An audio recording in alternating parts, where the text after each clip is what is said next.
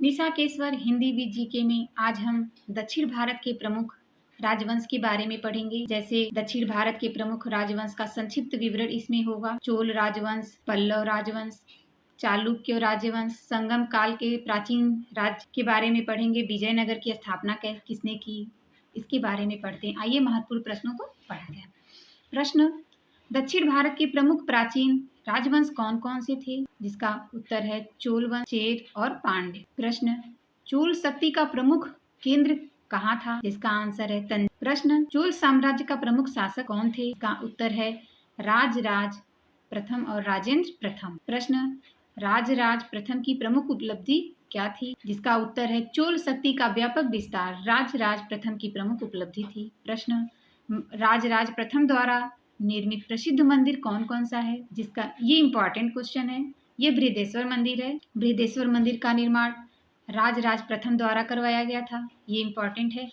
प्रश्न, राजेंद्र प्रथम किसके लिए प्रसिद्ध थे, जिसका उत्तर है चोल साम्राज्य के विस्तार और समुद्री अभियानों के लिए राजेंद्र प्रथम प्रसिद्ध थे। प्रश्न, चेर वंश का प्रमुख केंद्र कहाँ था, केरल क्षेत्र। पांड्य वंश की राजधानी कहाँ थी, मदुरई। प्रश्न, राष्ट्रकूट वंश की प्रसिद्ध स्थापत्य उपलब्धि कौन सी थी, जिसका उत्तर है एलोरा का कैलाश मंदिर। ये भी क्वेश्चन बन सकता है कि एलोरा का कैलाश मंदिर किस वंश में या किस स्थापत्य कला में थी, तो राष्ट्रकूट वंश की प्रसिद्ध स्थापत्य कला में यह उपलब्धि है। प्रश्न, पल्लवों की प्रसिद्ध स्थापत्य कला का केंद्र कौन सा था, इसका उत्तर है महाबलीपुरम। प्रश्न, चालुक्य वंश की राजधानी कहाँ थी, वातापी या बादामी। प्रश्न, चालुक्य वंश का सबसे प्रसिद्ध शासक कौन था, ये इंपॉर्टेंट है, इसको जरूर ध्यान से पढ़िएगा।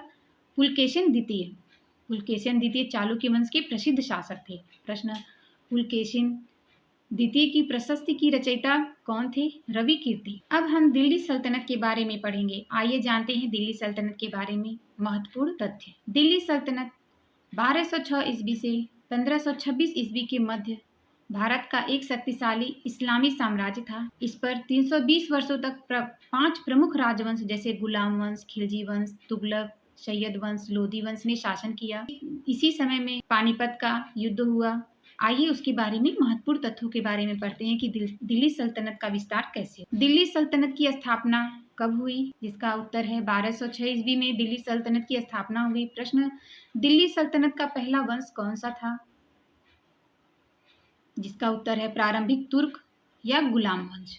प्रश्न, गुलाम वंश का संस्थापक कौन था, गुलाम वंश की स्थापना कुतुबुद्दीन ऐबक ने की थी। प्रश्न, दिल्ली सल्तनत के 5 प्रमुख वंश कौन कौन से थे, गुलाम वंश, खिलजी वंश, तुगलक वंश, सैयद वंश और लोधी वंश। ये 5 प्रमुख वंश दिल्ली सल्तनत से जुड़े हुए थे।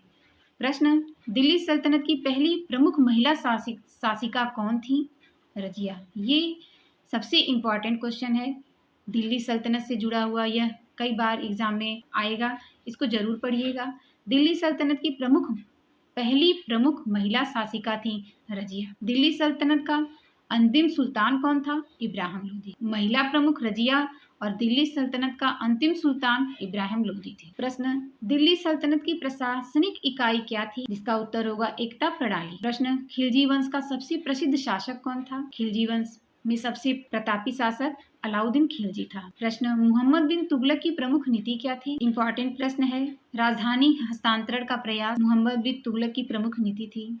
दिल्ली से दौलताबाद, दौलताबाद से दिल्ली, यह मोहम्मद बिन तुगलक हमेशा अपनी राजधानी को हस्तांतरित करता रहता था, कभी दिल्ली तो कभी दौलत।